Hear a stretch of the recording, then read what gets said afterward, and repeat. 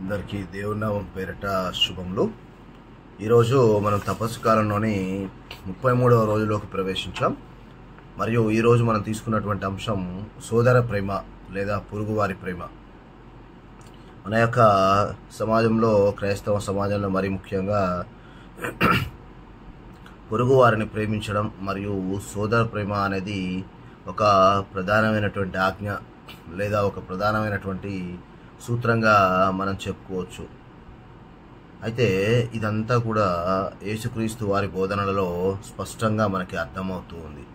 ప్రతి ఒక్క బోధన కూడా మానవ ప్రేమ, దైవ ప్రేమ అని చెప్పడం జరిగింది. ఆల్రెడీ మనము దైవ ప్రేమ గురించి ఇంతకుముందు అంశంగా తీసుకొని ఉన్నాం. ఇప్పుడు మనం సోదర ప్రేమ గురించి అర్థం చేసుకోవడానికి ప్రయత్నం చేస్తాం. అయితే యేసు ప్రభు చెప్పినట్టుగా నిన్ను వలనే నీ పొరుగు వారిని ప్రేమించు అనేదైతే ఉందో ఇది యొక్క ఆజ్ఞలో సంగ్రహింపబడి ఉందన్నమాట. అంతేకాకుండా ఈ యొక్క సహోదర ప్రేమ లేదా పొరుగువారి ప్రేమ కరుణ, సేవ మరియు ఇతరుల శ్రేయస్సు కోరుకునే చర్యలను అన్నిటిని కూడా ఇది కలిగి ఉంటుంది. ఇది మానవుల పట్ల దేవుని ప్రేమను ప్రతిబింబిస్తూ ఉంటుందన్నమాట. ఇప్పుడు సహోదర ప్రేమను లేదా పొరుగువారి ప్రేమను ఎలా చూడొచ్చు అంటే, మొదటగా ఇది ఒక ప్రాథమిక సూత్రం. అయితే సోదర ప్రేమ అనేది దేవుడిని ప్రేమించడంతో పాటు రెండవ గొప్ప ఆజ్ఞగా ఇది పరిగణింపబడుతుందని ఆల్రెడీ మనం తెలుసుకున్నాం. అయితే ఇది విశ్వాసం, క్రైస్తవ జీవనం యొక్క కీలకమైనటువంటి అంశం లేకపోతే కీలకమైనటువంటి గుణం అన్నమాట. అయితే ఈ యొక్క సహోదర ప్రేమ లేదా పొరుగువారి ప్రేమ యేసు బోధలలో స్పష్టమవుతూ ఉంది. యేసు తన పరిచర్య ద్వారా పేదలకు సేవ చేయడం, రోగులను స్వస్థపరచడం మరియు అణగారిన వారి కోసం వాదించడం ద్వారా ఈ ప్రేమను మనకు ఉదాహరణగా చూపించడం జరిగింది. తన అనుచరులకు తన ఉదాహరణను అనుకరించమని యేసుక్రీస్తు ప్రభువు బోధించాడు. నీ స్లీవను ఎత్తుకొని నన్ను అనుసరించు అని చెప్పడం ద్వారా మన అనుదిన కష్టాలని మనం భరిస్తూనే మనతో పాటు మన పొరుగువారికి కూడా కొంతవరకు సహాయం చేయాలి, మనకి తోచినంత వరకు సహాయం చేయాలి అని యేసు ప్రభువు మనకి బోధించడం జరిగింది. మనము సువార్తలు మత్తయి, మార్కు, లూకా, యోహాను ఇవి చదివినట్లయితే మనకి చాలా స్పష్టంగా యేసు ప్రభు పలు సందర్భాల్లో సహోదర ప్రేమ, సోదర ప్రేమ లేదా పొరుగువారి ప్రేమ గురించి చెప్పడం జరిగిందనమాట.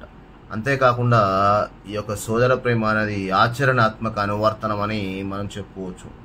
సోదర ప్రేమ అనేది అవసరంలో ఉన్న వారికి సహాయం చేయడం మరియు వారి పట్ల కరుణను చూపించడం, న్యాయం, శాంతి కోసము వాదించడం, ఎవరైతే బాధల్లో ఉన్నారో, ఎవరైతే అనగదొక్కబడుతున్నారో వారికి అండగా నిలబడడం వంటి నిర్దిష్ట చర్యలన్నీ కూడా మనకి ఆచరణాత్మక అనువర్తనం కిందికి వస్తాయి. ఆచరణాత్మకమైంది, క్రియాత్మకమైంది ఏదైతే ఉందో దాని కిందకి ఇవన్నీ కూడా రావడం జరుగుతుంది అనమాట. మనకి బైబిల్లో ఒక మంచి ఉపమానాన్ని యేసు చెప్పడం జరిగింది. అదే మంచి సమరయుని ఉపమానం. అయితే ఈ మంచి సమరయుని ఉపమానం ఏం చెప్తుంది మనకి అంటే, ఈ ఉపమానం అవసరంలో ఉన్న ఎవరికైనా కూడా మన పొరుగువారనని నొక్కి చెబుతూ ఉంది. అయితే సహాయం చేయబడ్డ అతను, సహాయం చేసిన అతను ఒకే రకమైనటువంటి వారు కాదు, ఒకే రకమైనటువంటి సామాజిక వర్గానికి, మతానికి చెందినవారు కాదు.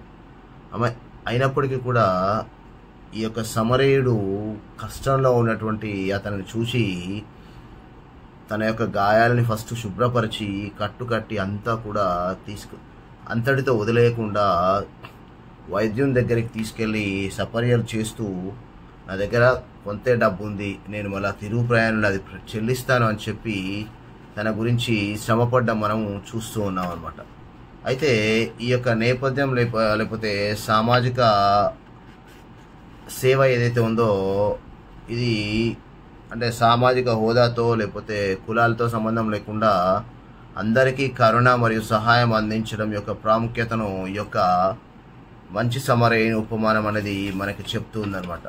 సో అట్లా మనం మంచి సమరయుని ఉపమానం ద్వారా ప్రతి ఒక్కరికి సహాయం చేయాలి భేదభావాలు లేకుండా అని మనం చెప్పుకోవచ్చు. మరియు సహోదర ప్రేమ లేకపోతే పొరుగువారి ప్రేమను సమాజానికి ఒక పునాది రాయిగా మనం చెప్పుకోవచ్చు. మన యొక్క కథోలిక శ్రీసభ ప్రేమ మరియు పరస్పర గౌరవం అనేటువంటి స్తంభాల మీద సమాజాన్ని నిర్మిస్తుంది అనమాట. అందుకే సహోదర ప్రేమ ఎంతో ప్రాముఖ్యమైంది అని శ్రీసభ మనకి నొక్కి ఒక్కానించి మరీ చెప్తుంది అనమాట. ఇక్కడ మన యొక్క సమాజంలో ప్రతి ఒక్కరూ విలువైన వారు, వీరు గొప్ప వీరు తక్కువ అనడానికి లేదు. నిన్నటి రోజున మనం దేవుని పిలుపుని గురించి తెలుసుకున్నాం. ఒక్కొక్కరికి ఒక్కొక్క పిలుపు ఇవ్వబడింది.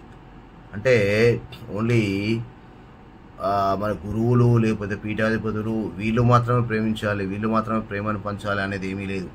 ప్రతి ఒక్కరు కూడా తన యొక్క పొరుగు వారికి అవసరమైన రీతిలో మనము సేవను ప్రేమను అందిస్తాం.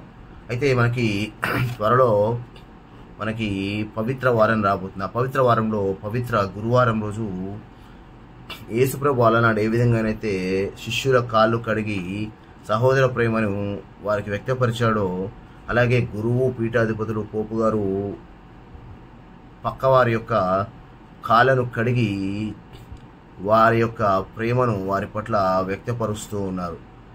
అయితే యేసుప్రభు ఒక మాట చెప్పి ఉన్నారు, నేను ఏ విధంగానైతే మీకు చేసి ఉన్నానో మీరు కూడా ఒకరి పట్ల ఒకరు అలా చేసుకొనుడి అని ప్రేమ ఆజ్ఞను ఆ రోజు స్థాపించడం జరిగింది. అందుకే ఈ యొక్క సోదర ప్రేమ యేసు స్వయంగా స్థాపించినటువంటి ఒక ఆజ్ఞ అన్నమాట. మరియు దేవుని ప్రేమ మరియు పొరుగువాని ప్రేమ ఒకదాని పట్ల ఒకటి ముడిపడి ఉన్నాయి. అంటే దైవ ప్రేమ లేదే సహోదర ప్రేమ లేదు. నాకు దైవ ప్రేమ ఉంది, సహోదరుడికి నేను సహాయం చేయకపోయినా అవసరం లేదు అని ఉపయోగం కూడా ఏమీ లేదు.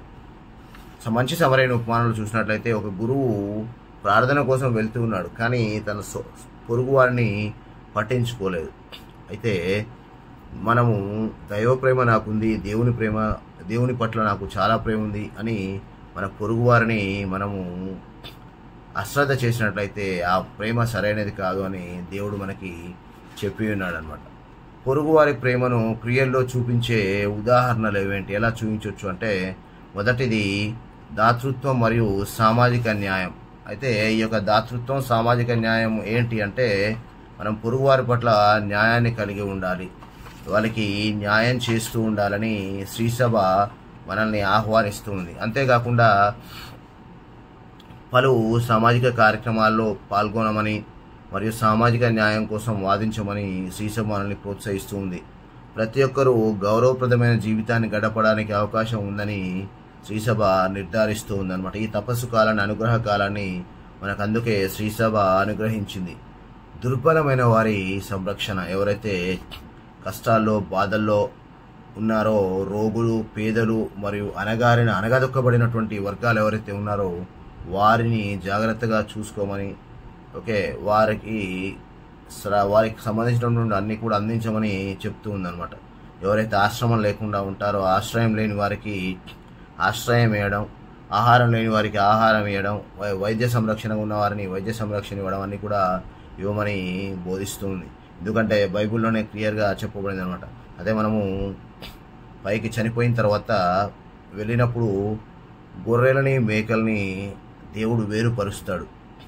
అప్పుడు దేవుడు ఆల్రెడీ కుడివైపున ఉన్న వారితో, మీరు నాకు ఆకలిగా ఉన్నప్పుడు ఆహారం ఇచ్చారు, దప్పిగా ఉన్నప్పుడు దాహం తీర్చారు, పరదేశం అయినప్పుడు చూసుకున్నారు, బట్టలు అయినప్పుడు బట్టలు ఇచ్చారు, నాకు అవన్నీ కూడా ఇచ్చారు అన్నప్పుడు, మేము అవన్నీ ఎప్పుడు చేసాం ప్రభు, మీరు ఎప్పుడు వచ్చారు అన్నప్పుడు, ఎవరైతే అవి లేని వాళ్ళు ఉన్నారో వాళ్ళకి మీరు ఇచ్చినప్పుడు నాకు ఇచ్చినట్లే అని ప్రభు బైబిల్లో స్పష్టంగా చెప్పడం జరిగిందనమాట. మనకి మోక్ష భాగ్యం కావాలి అంటే ఖచ్చితంగా ఇవన్నీ చేయాల్సిన అవసరం ఉందన్నమాట. క్షమాపణ మరియు సయోధ్య, ఒకరి పొరుగువారిని ప్రేమించడం కీలకమైన అంశంగా ఇతరులకు లేదా తనకు తాను క్షమాపణ చెప్పడం యొక్క ప్రాముఖ్యతను శ్రీసభ మనకి నొక్కి చెప్తూ ఉందన్నమాట. ఒక్కోసారి మనం తప్పు చేయకపోయినప్పుడు కూడా పక్క వాళ్ళని మనం క్షమాపణ అడిగినప్పుడు వారు ఖచ్చితంగా దాన్ని రియలైజ్ అవుతారు, కనుక్కుంటారు. కాబట్టి దాన్ని వారు ఖచ్చితంగా ఫాలో అవుతారు. మరియు ఇతరుల కోసం ప్రార్థన, అయితే ఇతరుల శ్రేయస్సు కోసం, లేకపోతే ఇతరులు తప్పు చేసినప్పుడు కూడా వారి కోసం ప్రార్థించడం అనేది చాలా ముఖ్యమైనటువంటి అంశం. యేసు ప్రభువే స్వయంగా శిలువ మీద తండ్రి వీరేం చేయుచున్నారో వీరికి తెలియదు, వారిని క్షమించండి అని చెప్పి ఉన్నారు. యేసు ప్రభుని చనిపోయే వరకు చివరి రక్త బొట్టు వరకు కారేలాగా కొట్టినటువంటి అక్కడ ఉన్న వారందరి కోసం తండ్రి వీరేం చేస్తున్నారు వీరికి తెలియదు అని యేసు ప్రభు ప్రార్థించి ఉన్నారు.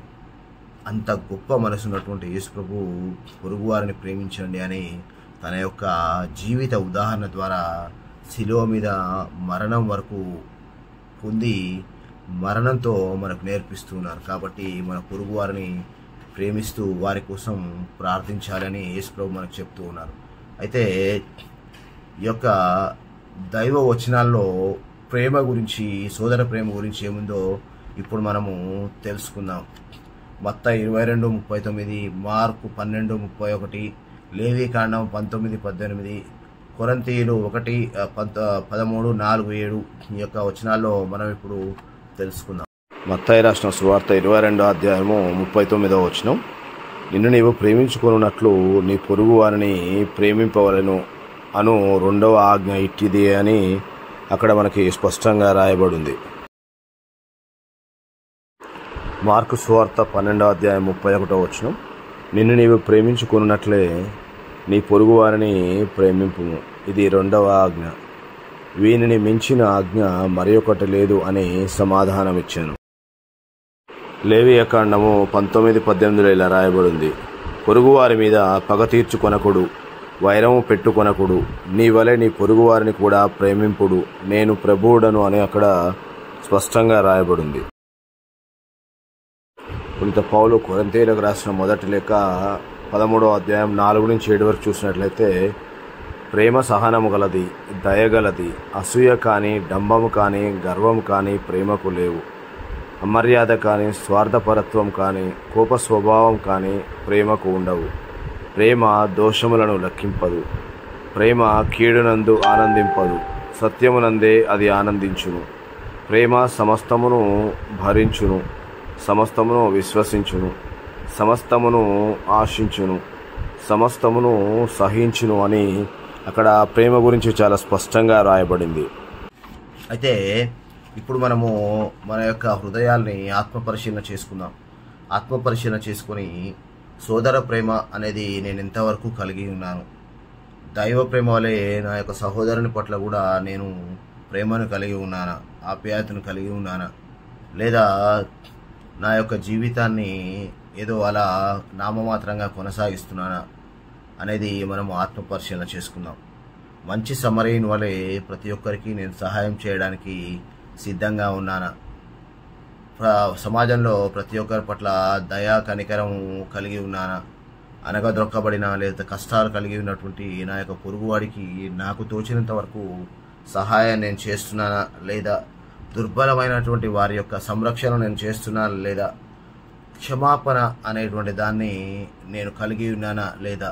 ఎందుకంటే యేసు ప్రభు 7 కాదు 70 సార్లు క్షమించండి అని చెప్పినట్లు ఆ యొక్క క్షమాగుణాన్ని నేను కలిగి ఉన్నాను లేదా. ఈ తపస్సు కాలంలో ఈ యొక్క సోదర ప్రేమను లేకపోతే పొరుగువారి ప్రేమను నేను కలిగి ఉండడానికి ప్రయత్నం చేస్తున్నానా లేదా అని ఇవన్నిటిని కూడా ధ్యానిస్తూ మన యొక్క ఆత్మను పరిశీలించుకుంటూ ప్రభు యొక్క శక్తి కోసం ఇప్పుడు మనము ప్రార్థించుకుందాం. ప్రార్థన. ప్రియమైన దేవ, ప్రేమ అనేటువంటి నీ యొక్క బహుమతికి మా యొక్క ధన్యవాదాలు ప్రభువా. నా పొరుగువారిని నన్ను నేను ప్రేమించుకున్నట్లే ప్రేమించడానికి నాకు సహాయం చేయి. కేవలం మాటల ద్వారా మాత్రమే కాక నా క్రియల ద్వారా కూడా సహాయం చేయ నాకు మీ శక్తినివ్వండి. పొరుగు వారి అవసరాలను చూడడానికి, వారి కష్టాల పట్ల కరుణ చూపడానికి మరియు నా పట్ల నేను కోరుకునే అదే దయ మరియు గౌరవంతో వారితో వ్యవహరించడానికి నాకు మీ కృపను ప్రసాదించు. సేవ చర్యల ద్వారా, దయగల మాట ద్వారా, మంచి మిత్రుడిగా ఉండుట ద్వారా వారికి ఎలా ఆశీర్వాదకరంగా ఉండాలో నాకు చూపించు. నాకు అన్యాయం చేసిన వారిని క్షమించడానికి మరియు ఇతరులకు క్షమాపణ అందించడంలో ఆనందాన్ని కనుగొనడానికి మాకు సహాయం చేయండి. నీవు మా మధ్య నివాసం ఏర్పరచుకొని ఎలా జీవించాలో, ప్రేమించాలో మరియు ఎలా ప్రార్థించాలో మాకు చూపించినందుకు మీకు ధన్యవాదాలు ప్రభువా. ప్రభు, ఒంటరి వారి దగ్గరికి వచ్చి వారికి నీ ఓదార్పును, నీ శాంతిని, నీ ఆనందాన్ని ప్రసాదించుదువుగాక. కరుణామయుడైన ప్రేమమయుడైన యేసు నామంలో ఇవన్నిటినీ అడిగి మీ పవిత్ర పాదాల చెంత సమర్పిస్తున్నాము మా తండ్రి. Amen, amen, amen. ప్రభు మనతో ఉండి మనను ఈరోజు మొత్తం దీవించి కాచి కాపాడునుగాక. ఆమెన్.